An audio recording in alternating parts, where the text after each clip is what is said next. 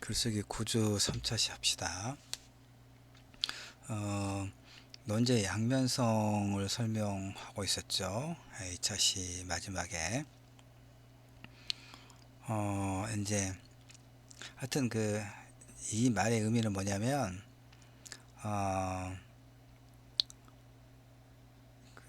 지금 계속 내가 논증적 에세이와 관련해서 논제는 그 사형제도를 가지고 예를 들어서 계속 예를 많이 들고 있습니다. 왜냐하면 이게 찬반이 굉장히 첨예하고 각각의 논리가 서로 상당히 타당성이 있기 때문에 그렇게 합니다. 어쨌든 이런 사형제도와 관련된 여러 이제 사형제도를 폐지해야 된다거나 사형제도를 폐지해서는 안 된다 하는 서로 충돌하는 이런 이제 주장의 근거들이 있잖아요. 이런 주장들은 어느 쪽에서 사안을 보는가와 어느 시각에 좀 더 무게를 둘 것인가에 따라서 논란의 소지가 많다고 할 수 있어요. 그러니까 유능한 토론가가 되기 위해서는 또는 이제 이런 이제 글쓰기를 잘하기 위해서는 이 논제의 양면성이 내포하고 있는 이런 속성을 잘 이해할 필요가 있어요. 무슨 얘기냐면 논제는 흑백 논리, 양단적 사고방식에 의해서 의사결정을 요구할 수 없다는 것을 우리가 이해를 해야 돼요. 명확하게, 내가 늘 이제 계속 강조했던 이야기가 바로 이거거든요. 명확하게 맞거나 틀리다고 단언할 수 없는 게 많아요. 이해덕실 관계에서도 측정이 어려운 쟁점들이 사회적 논제로 부각될 수 있거든요. 그러니까 사형제도 폐지 여부 관련된 논쟁에서도 어느 쪽의 입장을 명확하게 맞거나 틀리다고 어떻게 단언할 수 있겠어요. 이를테면 상당히 좀 어려운 문제가 이런 거예요. 인권의 문제. 그러니까 사형제도를 폐지해야 된다고 주장하는 사람들의 논리적 근거 중에 핵심적인 것이 이 범죄자의 인권도 보편적인 인권으로서 보호할 가치가 있다 이거거든요. 이걸 부정하기는 사실 어려워요. 부정하기는 어렵습니다. 그런데 실제 사형수들의 범죄 사실을 보면 그들에게 무슨 인권을 말할 수 있단 말인가 이런 생각이 또 들기도 해요. 예, 어렵습니다. 그다음에 정치적 악용 가능성 같은 경우는 이제 지금 민주주의가 상당히 발전했다고 생각되잖아요, 우리가. 그래서 의원처럼 7, 80년대처럼 사형제도를 정치적 반대자들을 악용할 그럴 이제 계기는 없다는 생각이 들긴 해요. 왜냐하면 현재 사형수 62, 3명은 사형제 정치적인 측면과는 전혀 관계가 없거든요. 그러나 이제 사실 어떻게 알 수가 있어요. 정치라고 어떤 역사라고 하는 것은 이렇게 일직선으로 진보해 가는 게 아니잖아요. 앞에 나아갔다가 다시 뒤로 퇴보했다가 또 여러 가지 어떤 험난한 이제 희생의 대가를 치르고 또 좀씩 앞으로 가고 이런 게 역사거든요. 민주주의라고 하는 측면에서도. 그러니까 언제 어떻게 정치적 환경이 급변해서 사형제도가 일단 남아 있다면 얼마든지 정치적으로 악용할 가능성이 있지 않겠어요? 그렇기 때문에 이렇게 그다음에 또 하나만 더 이야기하면 사형제도 그러니까 사형을 집행함으로써 그런 흉악한 범죄를 예방하고 그 예방 효과가 있는가와 관련해서도 서로 의견이 달라요. 근데 미국만 하더라도 이제 주마다 사형 제도를 유지하고 있는 국가가 있고 유지하고 있는 주가 있고 폐지한 주가 있는데 이제 예전에 어떤 조사 기사를 내가 봤는데 그렇게 돼 있더라고요. 사형을 이렇게 집행을 하면 일정한 기간에는 이제 경각심이 있는 거예요. 그래서 그런 범죄 발생 비율이 좀 이렇게 낮아진다는 통계가 있어요. 근데 조금 지나면 언제 그랬냐는 듯이 사람들이 또 다시 그런 범죄가 일어난다는 거예요. 그래서 사형제도를 그 폐지를 주장하는 쪽에서는 이렇게 사형제도가 그 심각한 범죄를 예방한다고 하는 그런 그 문제에 있어서 실제로 그 증명할 수 없다 이렇게 이야기하거든요. 그러니까 바로 그거예요. 명확하게 맞거나 틀리다고 단언할 수가 없잖아요. 그렇죠. 이해덕실 관계에서도 측정이 어려운 측면이 분명히 있어요. 그래서 이것은 이제 왜 그러냐면 사형제도만 가지고 오랬지만 대부분 다른 것도 대체로 많은 사회적 쟁점이 좀 이런 어떤 그 특징을 갖고 있거든요. 이건 논제를 둘러싼 수많은 논란과 주장들이 상대의 시각에서 보면 애매모호하고 모순적이고 때로는 역설적이라고 하는 것을 증명해요. 따라서 사로잡아버렸네 증명하거든요. 따라서 논쟁의 과정은 감성적 인내, 아까 그 경청을 하는 데 있어서 어떤 그 인내가 필요하다고 했잖아요. 감성적 인내, 참아야 된다거든. 논리적 이성을 바탕으로 전개될 게 필요하다. 자, 이제 정리를 좀 더 해가는 편입니다. 토론의 필요성은 그럼 어떠냐? 다양성이 보장된 민주사회에서 사회적 통합이 여러분 가능하다고 보세요? 통합이 그 뭐냐? 이질적 대상, 그러니까 되게 이제 그 뭐 대통령 선거라든가 할 때 보면 대통령 그 후보로 나선 정치인들은 다 국민 통합을 강조하거든요. 통합 필요하죠? 근데 뭐 영호남의 그 통합도 필요하고, 그다음에 이제 젊은 세대와 노년 세대, 기성 세대의 통합도 필요하죠. 남성과 여성의 일테면 통합이라고 하는 게 갈등의 제거를 말한다면 이제 그런 것도 필요하겠죠. 그러니까 어쨌든 그 다음에 계층 간에 예컨대 뭐 전통적인 의미에서 부르주아나 이제 부르주아라든가 프롤레타리아 이런 개념이라기보다는 뭐 이제 우리가 그런 개념으로 거의 쓰지는 않으니까 어쨌든 뭐 재산을 많이 갖고 있는 아주 소수와 그렇지 않은 다수 이 계층 간에 어떻게 통합할 것인가도 굉장히 중요하죠. 그러니까 이제 그 정치인들은 국민 통합을 내세우는 거예요. 근데 바람직하죠. 근데 안 되잖아요. 안 돼요. 그러니까 통합은 이질적 대상 간의 결합이라기보다는 이질적 대상이 결합 안 된다는 얘기예요. 그러니까 이질적 대상 간의 결합이라기보다는 유사성을 바탕으로 한 이질적 대상 간의 공존을 의미해요. 그러면 통합, 그러니까 그러면 되겠죠. 공존. 이질적 대상 간의 공존. 그러니까 이해관계가 맞서는 여러 세력의 등장으로 급속히 다원화되어 있는 이런 사회에서, 그러니까 어떤 하나의 가치만이 중요하고 절대적인 게 아니죠, 지금은. 그쵸? 그래서 입장과 시각이 다른 상대방으로부터 동의를 얻어내는 일은 정말 어려워요. 입장과 시각이 다른 상대방으로부터 동의를 얻어내는 일은 어렵다니까요. 그래서 설득당하지 않는다는 말의 의미가 이런 의미예요. 그렇지만 입장과 시각이 다른 상대방으로부터 이해를 구하는 일은 동의를 얻어내는 것에 비하면 상대적으로 훨씬 쉽겠지요. 왜냐하면 상대방의 입장과 시각에서 바라보면 그럴 수도 있겠구나. 이런 유추적 해석을 통해서 나는 당신의 의견에 동의하지는 않는다. 그러나 당신의 입장은 이해한다고까지는 우리가 말할 수 있잖아요. 이걸 통해서 그 이질적 대상 간의 어떤 공존이 가능한 거야. 이게 국민 어떤 사회적 통합이다라고 이해하면 되는 거죠. 이렇게 지금 토론의 필요성 보고 있죠? 왜 갑자기 암전이 됐다가 다시 돌아왔습니다. 화면이. 자, 이렇게 토론은 다원적 민주사회에서 서로 다른 의견을 조정하는 합리적이고 민주적인 의사소통 방법이죠. 그러니까 토론은, 이 논쟁은 변화에 관해 변화. 우리는 현재 만족하지 않죠. 만족하지 않아요. 그러니까 더 나은 어떤 상태, 더 나은 어떤 미래를 당연한 거죠. 현재 만족하지 않잖아. 물론 이제 무슨 그 어떤 종교적인 어떤 그 차원에서는 이제 바로 뭐 예컨대 뭐 무소유라든가 그 다음에 이제 뭐 현재 상태 만족, 하여튼 뭐 그것도 필요하긴 해요. 그러나 이제 이런 틀에서 보면 어떤 사회적인 측면에서 본다면 어떤 법이나 제도나 그다음에 어떤 삶의 환경들은 되면 좀 더 나은 방향으로 변화 발전해 갈 게 필요하잖아요. 그런 의미에서 그런 의미에서 이제 현재 만족하지 않는다 이런 얘기입니다.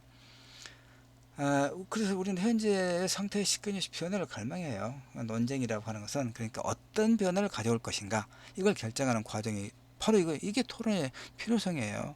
우리 사회 토론이 필요한 이유는 그 변화와 관련해서 올바른 어떤 판단이 해야 되잖아요. 합리적인 소통을 하고 바로 이런 거. 그러니까 근데 우리 이제 우리 시대 논쟁이라고 하는 것이 언제부터인가 뭐 상대를 굴복시키기 위한 기술 이렇게 변질된 측면이 있죠. 지금 내 그 책꽂이 책장에 책이 있는데 내 손에 가까운 책이 제목이 딱 하나 보여.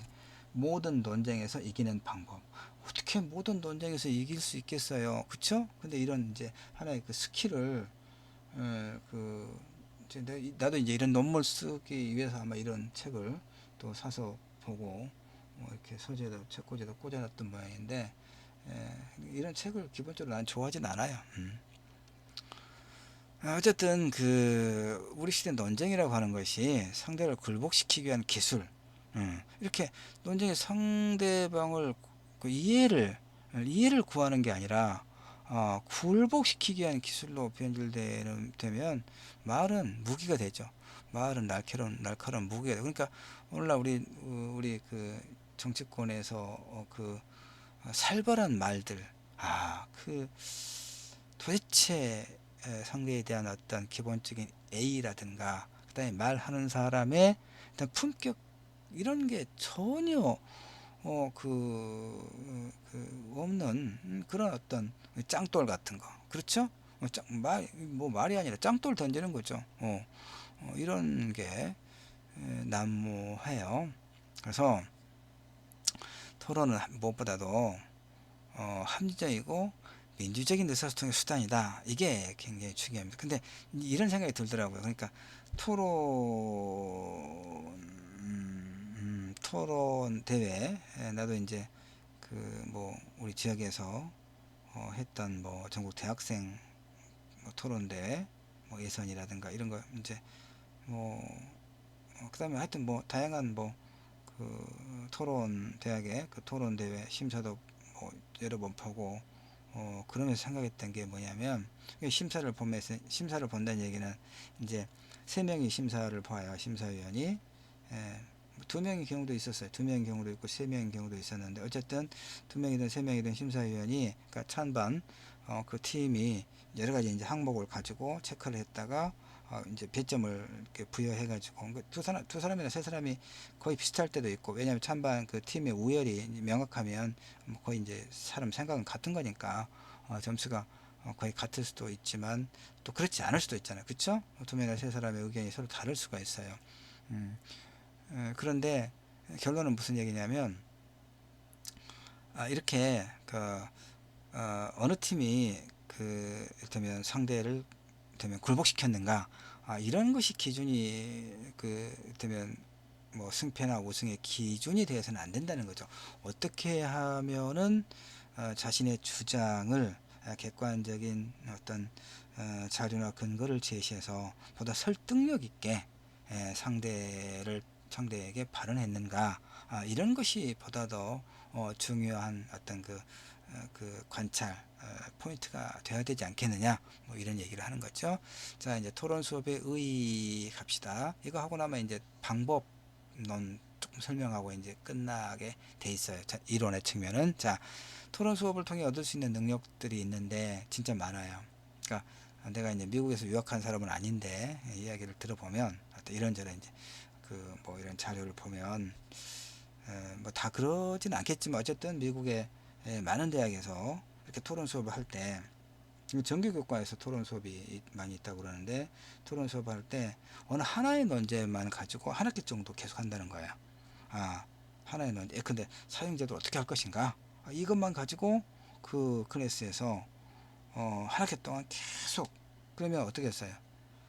끊임없이 이를테면 결국 찬성이냐 반대냐 요거니까 폐지할 거냐 유지할 거냐 요거니까 그 논리를 끊임없이 개발하고 다른 그 나라라든가 이런 사례들을 끊임없이 수집해서 논쟁을 구성하겠죠. 그러니까 한 학기 동안 그 어떤 논제를 가지고 집중해서 토론을 하고 나면 그 토론에 참여했던 그 친구들은, 그 클래스는 찬성이든 반대든 간에 그 논제에 대해서 거의 박사급의 전문가가 된다는 얘기죠. 무슨 얘기인지 알겠죠. 근데 근데 이제 뭐 좀 경우가 다르긴 하지만, 우리 그 대학생, 전국 대학생 토론대 논제를 보면 그렇지 않더라고요. 그러니까 이를테면 약간 1차전에서 이런 논제를 가지고 해서 이제 2차전으로 올라가잖아요. 그러면 다른 논제, 그 이제 찬성이냐 반대냐 그 추첨해 가지고 선택을 하게끔 돼 있고, 논제를 바꿔가면서 이렇게 하더라고요. 그러니까 사실 깊이 있는 논제 그 토론이 되기가 좀 어려운 측면이 분명히 있어요. 물론 이제 하나의 그 논제만 가지고 뭐 계속 토론하면 어찌 보면 좀 지겨운 측면은 분명히 있을 거예요. 그럼에도 불구하고 계속해서 어떤 그 논지를 그 보강하는, 그런 깊이 있는 그런 사유가 가능하지 않겠는가, 이런 생각들도 해봤어요. 근데 어쨌든 토론 수업을 통해 얻을 수 있는 능력들은 크게 인식적 측면과 사회관계적 측면으로 나눠 살펴볼 수 있습니다. 인식이라고 하는 게 아는 거죠, 아는 거. 그러니까 토론이라고 하는 것은 기본적으로 자신의 주장을 합당한 이유를 들어 제시하는 논증 활동이에요. 비판적 사고의 과정이거든요. 논증적 글쓰기도 마찬가지입니다, 여러분. 그렇기 때문에 토론 수업은, 토론을 논증적 글쓰기로 바꿔내면 똑같아요. 토론 수업은 인식적 측면에서 분석력, 판단력, 문제 해결 능력, 창의적 사고 능력을 함양하는데 기여하죠. 한두 번 해도 되는 거 아니고 꾸준히 했을 때 그렇다는 거죠. 그러니까 논리적 글쓰기도 마찬가지예요. 이런 거. 왜 분석력, 판단력이 필요해요? 자료. 그러니까 이를테면 어떤 사용제도와 관련해서 왜 그 폐지하자고 하는 것인지, 왜 유지하자고 하는 것인지, 그 논리적 근거들이 무엇인지 관련된 자료를 다 수집을 해서 각각의 그 주장들을 분석해야 될 거 아니에요. 그런 다음에 판단해야 되겠죠, 내가. 왜냐하면 내가 어떤 입장을 취할 것인가를 그 분석을 토대로 판단해야 될 거 아니에요. 그러다 보면 자연스럽게 문제 해결 능력, 이 문제를 어떻게 해결하면 좋겠는가, 나아가 창의적 사고 능력을 함양하는데 기여하겠죠. 이게 이제 인식적 측면에서 굉장히 좋은 거죠. 두 번째, 토론은 혼자서 못하죠. 독서는 혼자 하지만. 기본적으로 당연히 나와 다른 생각을 가진 상대에게, 그러니까 나와 생각을 같은 사람하고 토론하는 거 아니죠? 토론할 필요가 없잖아요. 생각이 같은데. 그러니까 다른 생각을 가진 상대에게, 주장을 펼치고 상대로 하여금 마음으로부터 동의하고 공감하도록 설득하는 것이 토론이죠. 근데 내가 맨날 말했던 것이, 내가 이제 말은 이렇게 했지만, 사람들이 마음으로부터 동의하고 공감하고 설득 당하지 않는다고 했잖아요. 참 어려운 문제. 그러나 우리는 해야 되는 거죠. 왜냐하면 변할 수 있거든요. 변할 수 있어요. 하여튼 토론의 성격이 이렇잖아요. 그렇기 때문에 토론은 이제 이런 인식적 능력, 그 함양, 개인적 측면이죠. 이를테면 이런 함양, 이런 능력을 기를 수 있을 뿐만 아니라 민주적 의사결정, 그렇죠.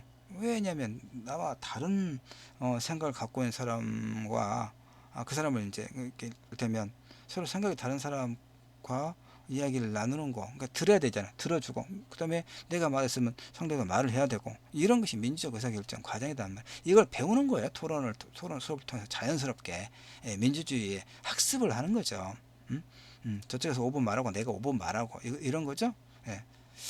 그 다음에 이제 상호 존중, 그렇잖아요. 토론은 상호 존중해야죠. 나와 생각이 다르지만 그 감성적 인내를 가지고 경청을 해야 된다고 그랬잖아요. 상호 존중하는 태도가 길러지는 거예요. 그 다원주의, 어느 하나가 진리가 절대 진리가 아니라 다양한 해석이 있을 수 있다는 그런 어떤 그 다원주의적 사고를 갖게 되는 거예요. 그 다음에 자연스럽게 자기 정체성 확립. 자기 정체성 확립, 내가 지난 주차에 리포트 특강 하면서 설명했죠. 사행제도와 관련해서 내가 어떤 입장을 취하는가에 따라서 나의 정체성이 형성된다는 얘기죠. 그 다음에 열린 마음과 개방적 태도. 그 부연 설명하지 않아도 알겠죠. 왜? 다른 사람의 말을 들어야 되니까. 그럼 합리적이면 이성적 태도에 대한 신뢰, 이런 다양한 사회 관계적 측면에서의 능력들을 비양하는 데도 정말 좋아요. 그래서 좋습니다. 그 다음에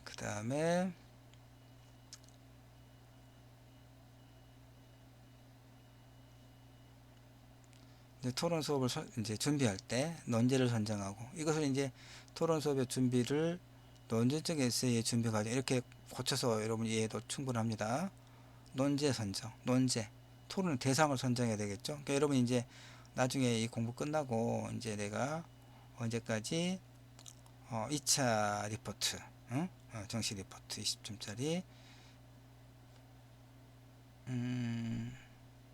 30, 3차죠. 제일 마지막에 내는 거니까 내가 계속 혼란스러워하고. 첫 번째가 뭐였죠? 우리 리포트가 성찰적 에세이. 두 번째는 아직 내라고 하지 않았지만 비평문. 세 번째가 논증적 에세이. 그다음에 중간고사 대체하는 게 이제 비평적 에세이, 논증적 에세이 한 페이지짜리 쓰라고 했었고, 하여튼 이 이제 논증적 에세이 쓸 때 논제를 정해야 되죠. 무엇에 대해 쓸 것인가 이거예요. 그러니까 토론의 문제는 문제와 기회의 의미를 동시에 지니더라. 다시 말해 토론 주제의 인지 과정은 개인의 문제가 아니라 집단의 문제. 다시 말해서 쉽게 말해서 이거예요. 여러분이 논증적 에세이를 쓸 때 무엇을 대상으로 쓸까? 무엇을 쓸까? 근데 낙태를 좀 더 합법화, 현실을 반영해서 낙태 합법화의 범위를 좀 더 늘려야 되지 않느냐, 이런 주장을 할 수도 있겠죠. 그러니까 이런 논제를 가지고 근데 토론을 하거나 논증적 에세이를 쓸 수 있겠죠. 사용제도 마찬가지고. 그러니까 이 어떤 그 대상을 써야 되는 거죠. 그것은 결국 뭐냐면 개인의 문제가 아니라는 얘기죠. 그렇죠? 사회 문제, 우리 사회. 그러니까 논증적 에세이, 토론의 논제를 정하거나 논증적 에세이의 대상, 논제를 정할 때는 당연히 개인의 문제가 아니라, 물론 개인의 문제가 사회의 문제에 연결되긴 하지만 개인적 고민을 논제로 삼는 게 아니라는 얘기죠. 우리 사회가, 우리 사회 구성원들이 공히 담론의 장에서 이거 해결이 되겠다라고 생각하는 어떤 문제가 있을 거 아니에요. 이런 문제를 찾아서 논제를 정해야 된다, 이런 말이 알겠죠? 그 다음에 이제 논제를 서술, 이 방법입니다. 단계, 프로세스. 논제를 잡았으면 논제를 서술해야 되는 거죠. 하나의 중심적인 논쟁점만을 표현해야 된다, 뭐 이런 얘기고, 그 다음에 이제 뭐 사용제도, 사용제도는 유지돼야 된다, 또는 뭐 폐지돼야 된다, 이렇게 제목 잡아야 이런 얘기죠. 그 다음에 이제 분석하는 거, 자료 수집을 해야 돼요. 인터넷만 가지고 안 된다고 여러 번 내가 시간 날 때마다 강조했을 거예요. 기회 있을 때마다. 논제 분석은 논제의 성격과 쟁점을 파악하는 그런 활동이죠. 그러니까 자료 수집을 위해서는 적어도 논제에서 쟁점이 되는 문제가 뭐냐, 무엇을 중심으로 자료를 수집하고 조사해야 되는가, 이런 논제 분석 과정을 거쳐야 되는 거죠. 그 다음에 이제 뭐 조사하고 무엇을 조사할 것인가, 뭐 이제 특히 이제 자료는 인터넷에만 의지 말고 이제 원자료를 찾는 방법이 제일 중요하죠. 도서관에 들어가서 그 인터넷으로 포털에서 도서관 들어가서 그 자료 검색한다거나 이렇게 하면 굉장히 좋죠. 자료 조사가 끝난 다음에 내가 이제 여러분에게 내가 자료를 찾아서 이렇게 좀 올려주기도 하고 그럴 거예요. 그다음 다음 주차부터 같이 좀 검토하고 그럴 겁니다. 이렇게 자료 조사가 끝난 다음에는 뭐 해야 돼요?